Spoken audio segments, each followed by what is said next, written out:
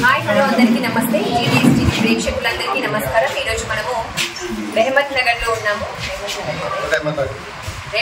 ఉన్నాము. మనతో పాటు ఏఎంసీ డైరెక్టర్ జైపాల్ రెడ్డి గారు ఉన్నారు. వాళ్ళు అడిగి తెలుసుకుందాము అసలు కాంగ్రెస్ పార్టీ ప్రజాబలంతో గెలుస్తుందా, ఈ ఏరియాలో ఎలా ఉంది, జూబ్లీహిల్స్ నియోజకవర్గంలో ఎలక్షన్ క్యాంపెయినింగ్ ఏమంటున్నారు ప్రజలు. ఈ రోజు మేము ప్రజలలో పోతే క్యాండిడేట్ డిక్లేర్ చేయకముందు ఒక 2 నెలల నుంచి మేము ఇక్కడనే దిగుతున్నాము. ప్రజలలో పోతే బ్రహ్మాండమైన స్పందన ఉంది.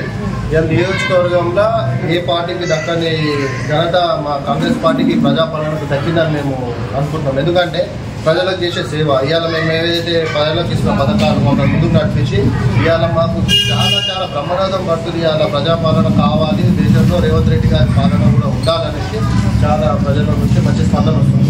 మరి టీఆర్ఎస్ పార్టీ వాళ్ళు బాకీ కార్డు అని చెప్పేసి ప్రచారం చేస్తూ ఉన్నారు కదా, ఆ కార్డు పట్టుకుని ఇంటికి ప్రచారం చేస్తూ ఉన్నారు కదా, దానిపైన మీరు ఏం తెవాలి? బాకీ కార్డులపై వాళ్ళు బాకీ కార్డు పట్టుకోవడం తిరగడమే సిగ్గుచేటారు. వాళ్ళు గతంలో ఇవాళ తెలంగాణ వచ్చి 10 సంవత్సరాలు వాళ్ళ అధికారం ఉండే. వాళ్ళు 10 సంవత్సరాలు ఏం చేసిరని ఇవాళ 2 సంవత్సరాలు కానీ ఇలా బాకీ కార్డు పట్టుకొని తిరుగుతారు. దేనికి బాకీ కార్డు పట్టుకొని తిరుగుతుంది? వాళ్ళ ఉద్యోగాలు పోయినాయని పట్టుకొని తిరుగుతుంది తప్ప ప్రజల మీద ప్రేమతో కాదు, ప్రజలకు ఏదో మంచి చేయాలనే ఉద్దేశంతో కూడా కాదని చెప్పి అంటే 6 గ్యారెంటీలు అని చెప్పారు. 6 గ్యారెంటీలలో కనీసము అవి అమలు అవుతున్నప్పటికీ కూడా ఇప్పటి వరకు రుణమాఫీ కంప్లీట్ 100% కాలేదు. ఈ ఫ్రీ బస్ అని చెప్పేసి జనాలను ఒకరినొకరు ఆడోళ్ళని జుట్టు బట్టి కొట్టుకునే పరిస్థితి వచ్చింది. ఇట్లా చెప్పుకుంటూ పోతే ఒక్కొక్క రకంగా ఉంది. ఇందిరమ్మ ఇల్లు అని చెప్పారు, అవి కూడా కొంతమంది ఓన్లీ కాంగ్రెస్ పార్టీలో ఉన్న వారికి ఇందిరమ్మ ఇల్లు వచ్చి ఇట్లా నడుస్తుంది. దాని గురించి ఏమంటారు మరి? నేనేమంటున్నా, ఫ్రీ బస్ ఉంది, బ్రహ్మాండంగా నడుస్తుంది. ఇలా మీరు జూబ్లీహిల్స్కి వచ్చినా సరే, ఇంకా మీరు ఎక్కడైనా ఊరికి వెళ్ళినా సరే, మీరు కూడా ఒక మహిళ కాబట్టి ఇలా ఫ్రీ బస్ వాడుకోవడం వల్లనే ఇలా ప్రజాప్రభుత్వం పెట్టడం వల్లనే మీరు ఇక్కడ రాగలిగారు. అదేవిధంగా ఈ ఫ్రీ బస్ అనేది ఒకటి చిన్నది, వాళ్ళు ఏదో సోషల్ మీడియాలో మేము కూడా చూస్తున్నాం వాళ్ళు కొట్టుకునేది. ఇవాళ మేము ఎల్బీనగర్ నియోజకవర్గంలో ఇవాళ ఎల్బీనగర్లో చాలా మంది సంక్రాంతి పండుగ వస్తే 1000 నుంచి 1500 పెట్టి టికెట్లు పెట్టి కొన్నోరు కూడా సీటు కావాలని కొట్టాడుకుంటున్నారు.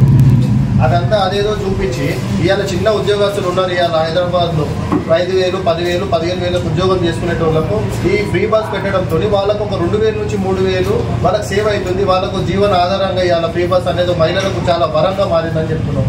ఇవాళ మీరు చేసిన అవినీతి మేము చెప్పాలనుకుంటే ఇవాళ ఈ ఒక్కరోజు కాదు, ఇంకా 4 రోజులు చెప్పినా మీరు చేసిన అవినీతి కానీ సరిపోదు. మీరు ఏమన్నారు, దళితులు ముఖ్యమంత్రి చేస్తా అన్నారు, మీరు చేసేది ఇవాళ బాకీ కాడని చేస్తున్నా కానీ చేయలే అని చెప్పి మీరేదో రాజకీయ నిలకడ గురించి మాట్లాడడం తప్ప దాంట్లో ఎటువంటి ప్రయోజనం లేదు. నిన్న చూసినాం కేటీఆర్ గారు ఇలా బహిరంగ సభ పెట్టి ఒకటే ఇలా 42 ఓట్లు ఉన్నాయని తీసుకొచ్చి ఇక్కడ 42 ఓట్లు టోటల్ ఓవరాల్ గా తీసుకుంటే 20,000 దొంగ ఓట్లు అని చెప్పేసి అంటున్నారు. అది ఇవాళ నేనేమంటున్నాను, వాళ్ళు ఏ దానికి ఆధారం లేకుండా నోటికి ఏదో సరి మాట్లాడడము బీఆర్ఎస్ పార్టీకి అలవాటు అయిపోయింది. అవగాహన లేకుండా మాట్లాడడం ఒకటి అలవాటు అయిపోయింది. ఎప్పుడే తక్షణమే రేవంత్ రెడ్డి గారు ఏం చెప్పారంటే తక్షణం ఎలక్షన్ కమిషనర్కి అధికారం ఉంటుంది, వాళ్ళు ఏం చేసినా వాళ్ళే ఫైనల్ అని చెప్పి అలా తీసుకొచ్చి ఆ ఇంటి మీద ఒకటే వాళ్ళు చెప్పిన 6 గంటలలో ఇంటి మీద వెరిఫికేషన్ అట్లేమని ఉంటే మీరు చూడండి అని ఇవాళ ఎలక్షన్ ఆఫీసర్ చూస్తే అది వాళ్ళు పెద్ద ఒక కాంప్లెక్స్ మినిమం 42 ఓట్లు ఉంటాయి కదా, ఒక 10 కుటుంబాలు ఉంటాయి. 10 కుటుంబాలలో కామన్ కదా ఉండడం ఉన్నాయని సర్టిఫికేట్ ఇచ్చేది మీరు చెప్పినా లేదా అసలు చెప్పడమే తప్ప అని చెప్పేసి వీళ్ళ ఆరోపణ తప్ప అని చెప్పి నిరూపించారు కదా. నెక్స్ట్ అంటే మీరు జనాల్లోకి పబ్లిక్ లోకి వెళ్ళినప్పుడు ఏమంటున్నారు, జనం రియాక్షన్ ఎట్లుంది? చాలా బ్రహ్మాండంగా ఉంది. పార్టీకి ఎంతైతే ఉందో ఇలా ఇక్కడ నియోజకవర్గంలో లోకల్ గా నవీన్ యాదవ్ అనే వ్యక్తి ఇక్కడ లోకల్ బాయ్. ఇవాళ బస్సులో అతను చిన్నప్పటి నుంచి తిరిగిన బస్సుల్లో ఇవాళ ఆయన అభ్యర్థి చేయడం కూడా ఇక్కడ చుట్టుపక్కల కాలనీలు కానీ ఇక్కడ చుట్టుపక్కల బస్సులు కానీ ఈ నియోజకవర్గంలో మంచి వే వచ్చేసింది. పాపం అంటే అది అయితే తప్పు. అంటే వాళ్ళ ఫ్యామిలీకి ఆయన ఫాదర్కి ఏదో ఉంటే ఉన్నదేమో అది మాకు తెలియదు. కానీ నవీన్ యాదవ్ మేము కూడా ఇక్కడ నేను 2 నెలల నుంచి వర్క్ చేస్తున్నా. ఆయన అభ్యర్థి కానప్పటి నుంచి మేము కలుస్తున్నాం కదా.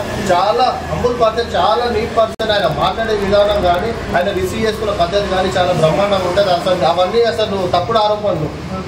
అతనితో ఒక 10 నిమిషాలు మాట్లాడితే మీకు కూడా అర్థమైపోతుంది అసలు ఏంటని. ఇవాళ మినిమం రౌడీ అంటే వాళ్ళ బిహేవియర్ ఎట్లుంటుందో మనకు తెలుసు. ఆయన దానికి అసలు సంబంధమే లేదు. ఆయనకి ఎందుకు వేసినా కూడా మాకు అర్థమవుతలేదు. అంటే మొత్తం ఎన్ని టీం నుంచి రండి అంటే జనరల్ గా కాంగ్రెస్ పార్టీ నుంచి ప్రచారం చేయడానికి, అటు బీఆర్ఎస్ పార్టీ నుంచి అయితే ఎమ్మెల్యేలతో సహా మొత్తం ఇక్కడే ఉంటున్నారు. మీ కాంగ్రెస్ నుంచి ఎవరైనా పెద్దలు వచ్చి ప్రచారంలోకి దిగబోతున్నారా లేకపోతే నార్మల్ గానే ఉంటున్నారా? నేను ఏమంటున్నా, ప్రజలందరూ ప్రజాపాలన వైపు ఉన్నారు.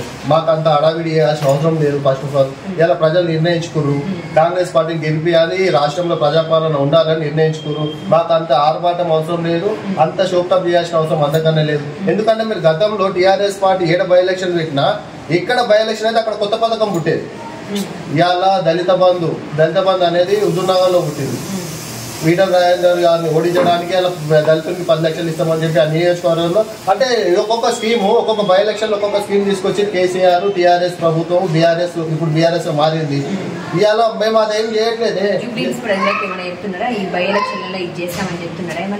నేను ఏమంటున్నాను, ఇక్కడ ఎలక్షన్ కోడ్ రాకముందు నుంచి మేము ఏదైతే 3 నెలల నుంచి ఇక్కడ వర్కౌట్ చేస్తున్నామో ఇక్కడ ఎమ్మెల్యే గారు సరే ఆయన స్వర్గస్థులైనప్పటి నుంచి ఇక్కడ ఎవరు బాధ్యత ఎమ్మెల్యే గారు ఎవరు బాధ్యత లేదు కాబట్టి మేము అప్పటి నుంచి ఇక్కడ 3 నెలల నుంచి ఇక్కడ మేము తిరుగుతున్నాము. ఇవాళ మీరు ఎలక్షన్లు వస్తాయని కాదు, ఇవాళ ఇక్కడ ఎవరైనా సరే అండి ప్రజా తీర్పుకి తలంచాల్సిందే. సరే ఏ పార్టీ అని ఉండాలి, ఇక్కడ ఎవరు లేరు కాబట్టి ఇక్కడ కొంతమందిని ఇన్ఛార్జ్ వేసారు. మేము ఇక్కడ తిరుగుతుంటే మాకేం జరుగుతుంది అంటే ఇక్కడ 10 ఏళ్ళకించి ఒక అభివృద్ధి ఒక చిన్న రోడ్డు కూడా రిపేర్ చేసిన పరిస్థితి, కొత్త రోడ్ తర్వాత రిపేర్ చేసే పరిస్థితి కూడా లేదు. మీరు గల్లీలలో తిరగండి, ఎంత చాలా పెద్ద స్లమ్ ఇక్కడ, చిన్న చిన్న షీట్ లైట్స్ కూడా సరిగ్గా లేని పరిస్థితిలో ఇవాళ మీరు చూడండి ఎక్కడ పోయినా బ్రహ్మాండమైన వర్కులు నడుస్తున్నాయి. ఎలక్షన్ కూడా రాకముందుకు మేము ఓట్లు అడగలే ఎవరిని, ఫస్ట్ అన్ని డెవలప్మెంట్ చేసుకుంటే సరే వీళ్ళకి ఇవన్నీ అవసరం రిక్వైర్మెంట్ ఉన్నాయని అవన్నీ చేసి తిరిగినాం తప్ప మేము ఈ రోజు వరకు కూడా మీరు ఇక్కడ మీరు తిరుగుతున్నారు కదా మేడం, బీజేపీ ఓట్లు అడుగుతారు, బీఆర్ఎస్ ఓట్లు అడుగుతారు అంటే మేము కాంగ్రెస్ ఇంకా మేము ఓట్లు అడుగుతలేదు. వాళ్ళ ప్రజలకు ఏం కావాలో అదే చూస్తున్నాం మేము ఇప్పటి వరకు కూడా. అది మా ప్రజాపాలన గొప్పతనం. మరి ఇప్పుడు ఎన్ని ఓట్ల మెజారిటీ దగ్గర అవుతున్నారు? 50 నుంచి 70,000 అనేది మేము అంచనా చేస్తున్నాం. అంత పైనే వస్తుందని మేము అనుకుంటున్నాం మేడం. బీఆర్ఎస్ కానీ ఇతర పార్టీలకు కానీ డిపాజిట్ కూడా దక్కదని మేము గట్టిగా, ఎందుకంటే మేము గల్లీలో తిరుగుతున్నాం, ప్రజలలో తిరుగుతున్నాం కాబట్టి నేను ఎందుకంటున్నాను అంటే ఇవాళ నవీన్ యాదవ్ అనే వ్యక్తి 2 సార్లు ఇక్కడ పోటీ చేసిండు, ఇండిపెండెంట్ గా కూడా పోటీ చేసిండు, ఆయన సొంత ఓట్ బ్యాంక్ ఉంది. అదే విధంగా ఇవాళ క్యాండిడేట్ అని చూసుకుంటే బీఆర్ఎస్ ఏదైతే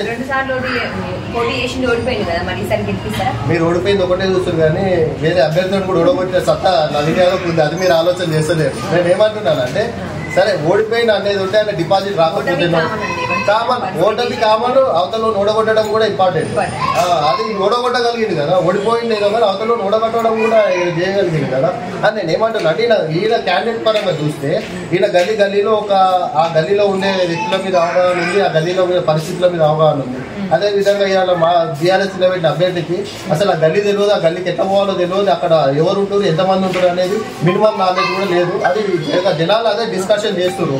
సరే ఇవాళ అధికారం కాంగ్రెస్ పార్టీ ఉంది, ఈ నియోజకవర్గం గట్టి పట్టు నవీన్ యాదవ్ ఉంది, గెలిపిద్దామనే ఉద్దేశంతో ఉన్నారు.